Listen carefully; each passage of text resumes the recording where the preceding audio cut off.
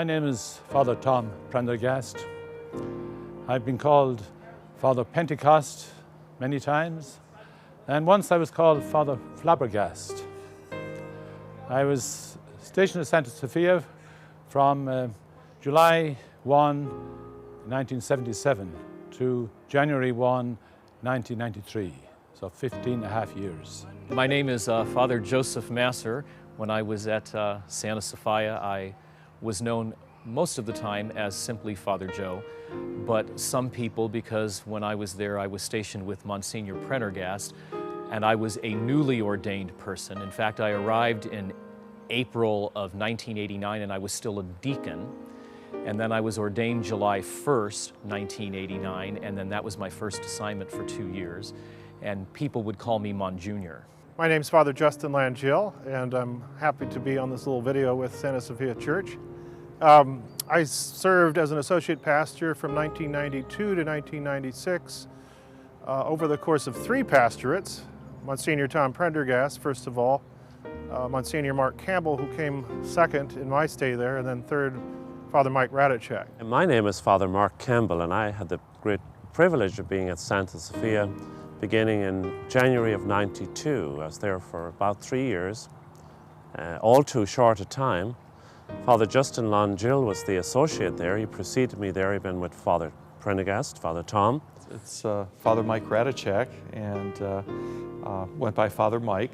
But with the kids in school, there was a story I told once about my twin brother, Ike, who came to Santa Sophia because I was on vacation, but he didn't have a beard and I did, but that was the time when I shaved off my beard. And all of the little kids in kindergarten believed the story. So there's Father Mike and Father Ike, and then when I got carried away, I also said we were triplets and there was Father Spike, but I didn't get away with that. I think of many memorable liturgies like the celebration of my Silver Jubilee and the 35th anniversary of the parish, but the one that I remember most and I cherish most was Holy Thursday, 1991, when we had the Mass of the Lord's Supper. Father Tom had cancer and was recovering from surgery, and Bishop Brahm had just arrived to the diocese, and he did not have a place to celebrate the Triduum, and he chose Santa Sophia for, I guess you now say Santa Sophia, for his Holy Thursday celebration. And of course, I was in charge because Father Tom had been sick and recovering. I came back on crutches to celebrate the Mass with Bishop Brahm, and Father Joe Masser was my associate. So it was really very emotional celebration, beautiful and emotional, and just being alive and being there with the parish family, it was just great. And I know it was very emotional for the parish family too. I have some wonderful memories and made lifelong friends at Santa Sophia who we keep in touch and get together for this, that and the other. And a short time in a parish, but a memorable time to last a lifetime. I think my favorite memories of Santa Sophia were just the wonderful times with people there that came together to be so supportive of the parish. I remember a lot of the young families and some of the wonderful senior families as well that came to really be supportive of great events like the Fall Festival, many of the parish occasions. It seems like every other week we're having some social or the other, but it was just a great time where family and friends really grew in that parish, and I have a lot of friends from my time at Santa Sophia. Again, the Friday morning liturgies are probably the things that I remember the most with the children, and being able to question and dialogue with them. They're always great responses. And presently at my parish at St. Thomas More, we do not have a school, but I go over to St. Francis, which is our neighboring parish, once a month, and I have the school mass there. We have about 40 of our children who go to school there, and so once a month at least I get that shot of Santa Sophia.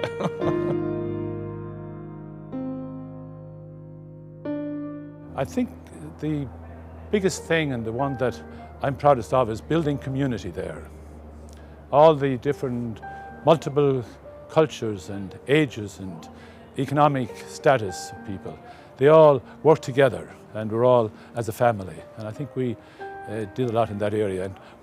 And Monsignor Verhoeven, who preceded me, he was the one who really set the foundation for that. He was a very kind and holy man, and so on that foundation we really built the community, and we had a lot of people happy and cheerful and working together and worshiping together. So I'm very proud of that. I just enjoyed working with all of the people, and I felt there was a real positive response from parishioners to my ministry. And I think probably in the development of the Pastoral Council and the Vision 2000 Committee, which I would see as a development council, that those two committees became very active and working very hard on behalf of all the parishioners. And because of that, it bore a lot of results in a lot of different ways in the parish. I'm probably proudest of what I learned there. Being newly ordained and being kind of somebody who likes to get out there and do things, I guess I'm proudest that I really kind of let things happen as they would happen, even though I was very anxious about everything, because I was brand new ordained. It was my first assignment, and I have very fond memories of it. And it was after that Holy Thursday liturgy that I got the call from Bishop Brahm to be moved. And from Santa Sophia, I went to our seminary staff at USD, and I was, for a year, the director of the Office for Liturgy for the diocese. Yeah. That was a hard thing for me to do, though, because I just felt so welcomed and so fulfilled in that parish. It was just a great experience. I have a love for food, which is pretty self-evident. And in my ramblings around the diocese, I came to learn about the Italian Catholic Federation. So I remember saying to Lou Turner, who came on board during my time there, what do you think if we started the ICF here at this parish? And Lou is a wise woman. She said, well, let's think about it, talk to some people, and make contacts with others who are involved in the ICF. And Jody Balistreri came with a group from St. Rosa Lima. We begun the ICF. The ICF dinners are quite something else. It's always really a party, and I think it's still going well. I always enjoyed the interaction with the fall festival. That was one of my favorite times. I mean, and I tried to make my calendar flexible enough to help be part of the setup. So there was a lot of rubbing of shoulders and elbows with parishioners who were very active in that enterprise and really made it come alive. And I have to say that was very fun and enjoyable. It was a long weekend, to be sure, but a very important time for the parish to help support it financially. I would say that I really did enjoy the fall festivals. And one year I remember putting together a band completely comprised of people from the parish, guys from the parish, and we all stood up on that stage and opened the festival that one year. And we had all kinds of people out there, and I was there with my guitar, and oh, it was just a blast. It really was fun. Those are good memories too. Who can forget the fall festival in those hot September days where so many people were involved? The committee meeting in Demure Hall was about 100 people sometimes, so we came right up to the festival weekend. But the spirit of volunteerism, I remember saying to Sister Priscilla one time, how come you never need to make a pitch for religious teachers in the catechetical programs? She said, no, we have more than we need. This might sound a little, well, this is very personal, but I guess my 25th anniversary celebration for me was very, very special. And I think it was a special moment for the parish at large. It was a 4:30 liturgy on, I think it was January 29th, the year 2000. And we had a church full of people, and we had 700 people for the banquet after. And I'm really grateful to all the people of Santa Sophia for all they did to help make that a very special day for me. But again, I think it was a real good booster for the parish as well, and it was just a grand celebration. One that I remembered is probably, well, it's certainly not the only one, and I think some of the parishioners may remember this. It's probably towards the end of my stay at Santa Sophia, and I was celebrating Mass towards the end of the Sunday morning. And a gal, very scantily dressed, came up the center aisle, and I was hoping one of the ushers would stop her. They were in the process of taking up the collection. But she came with a cigarette in mouth, chocolate bar in one hand and a glass of beer in the other, and I had no clue what she was going to do, and I was so nervous and embarrassed about how I was going to respond. So I thought, just relax, and she's probably going to put all these things on the altar, but she didn't. She came around the altar to the presider's chair, and I was sitting there thinking, what do I say? There was a little tendency to think I might get angry, but I said, just relax, and maybe this is really a gesture from God that she's responding to. Although I have to say, I thought she was being, put up to this by a dare, maybe with a little money behind it. But as she came up, she was very nervous, and I just spontaneously responded, well, thank you for your gift. And she was so surprised by my comment that she turned and bolted out of there, practically falling on her face. I expected her to dash out the side door, but she ran all the way down the center aisle. So I thought, and I used the opportunity to say to those present, I said, maybe she was really calling upon the grace of God to give up some addictions or things that she was attached to and really let them go. We can think other things, but maybe this is where the grace of God is working. I think a lot with the staff, a lot of our Nothings days.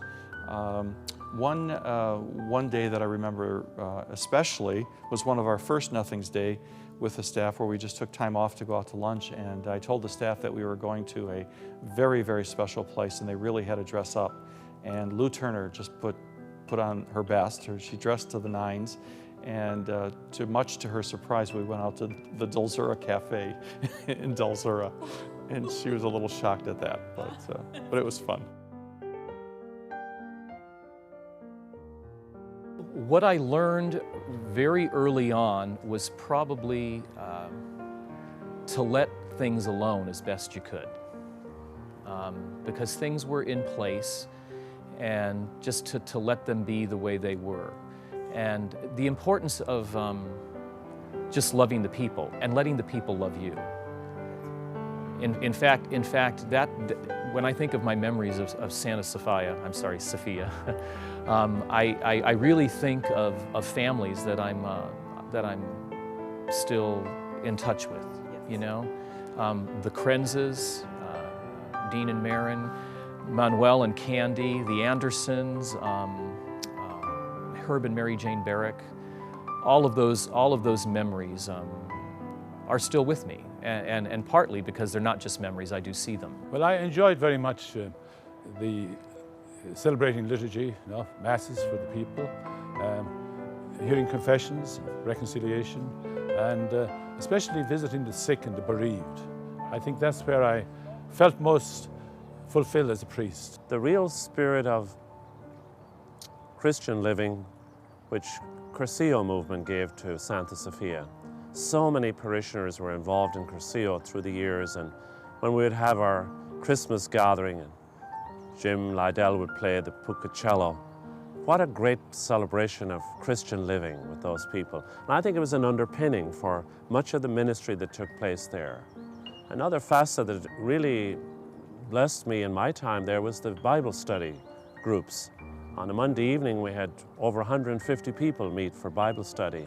And then the Thursday women's group would meet, another large number. And I think from that, many blessings came to the parish as a whole and allowed people to feel enabled to become involved in ministry and equipped to do it to the best of their ability. Well, with the love that I already feel from the parish community, and every time I come back for whatever celebration, and I'm sorry to say it isn't as often as I'd like it to be, but we always pick up where we left off, and there's just a great feel of affection and attention and love from the time that I was there. So I just keep me and hold me in prayer, as I will for you all the parish community, and all the families and friendships that I've made over the years there, and just know that my heart is with you always. I would just encourage everyone here at Santa Sophia to continue to dedicate yourselves to the community as you have in the past, and to support the present pastor and whoever the pastors may be in the future, and to allow each pastor to give the gifts that he has to give, and to continue to give the gifts that you have to this community and to continue to be Jesus for this time and this place. One thing that people tell me all the time when I preach, I always talk about the Eucharist, and I guess that would be the parting thought for me. Just that we keep our minds and hearts focused on the Lord's table, and God's going to take care of us. Well, I would say again, community. Live together, work together, help one another, and be a family. And I think that's what a parish should be. And it takes time to build that, and it also takes effort to keep it going. But I know you people in Santa Sophia can do that, and I think you're a great parish and a great family there. My first birthday that I celebrated there, the staff and the extended staff had a little party in the dining room of the rectory. And they presented me with a shoe-sized box, beautifully wrapped, lovely bright colored ribbon on it. I opened it and out popped a little golden retriever puppy, Seamus. So Seamus is still with me. He celebrated his 13th birthday recently, and he has been a real joy to my life. A good friend, companion. We go hiking in Mount Lagoon or at Whispering Winds. He's the center of activity in Old Town where I'm now. I refer to him as the associate pastor. The visitors never get it. They're always waiting for that other priest to show. But I hope that Seamus can be a kind of a paradigm for life that's beautiful, that's in the spirit of St. Francis, because the people at Santa Sophia are down to earth, loving, caring, good people. And that's what church is for me, and parish especially. Father Peter, I would say, keep doing what you're doing, and you're loved by the people there, and you're a great pastor, and so just be there for the people, and that's what they need and that's what they love. I would say just be your own man, which he is, and would encourage him to continue to do so. I've succeeded a number of pastors over the years, and oftentimes people will say, well, gee, Father, you have a big set of shoes to fill, when they refer to the previous pastor. And I try to say to them gently that I'm not here to fill somebody else's shoes, but to walk in my own. And so I would just encourage Father Peter to be the man that he is and to give the gifts that he has. Each pastor has different gifts to give, and it's important for the parish to be open to the pastor that is there and to be open to the gifts that specific pastor has to give. What I would encourage Peter to do is just do what he does best. He works well with people. He's very loving and supportive of the community, and I know the community remains strong in its commitment to prayer and service. And so if I could say anything, I'd just encourage him to relax and enjoy the community as it is, and make some great friendships, as all of us priests have done over the years. Well, I'm not sure that Father Peter really needs any advice. He's quite a guy. The only thing I would say to probably any of us, and that's just, make sure that I think it's very important for us to love the people and to let the people love us. Peter is a very fine pastor and a good friend over the years, and I admire him. And I think for all of us, and I give this advice to myself, so I give it to you, Peter, keep a good sense of humor every day, and just enjoy those wonderful people. It's only when we move on that we miss them deeply. And just continue what you're doing, because you're enabling them to be church at its best, and keep that up. I think this Jubilee year will be a big, shot in the arm for the community. My hope this year is that the celebration of the Jubilee year will involve a lot of people who have not been involved in the past. We have a lot of key people who are wonderful leaders and have been very involved, but there's a lot of people, who I notice that they come in and out, they don't interact with anyone else, and it's no one's fault, but I think this is an opportunity for them to feel as though there's something here for them to get more involved in. That, as well as, I guess the other thing that I would see as a real emphasis would be, how can we reach and touch the young people of our parish? We have an academy here, we have very active youth and young adult groups, very active CCD program, but how do we get them sort of yoked in, where the church becomes their spiritual home and something that they take with them and always feel a connection with down the road?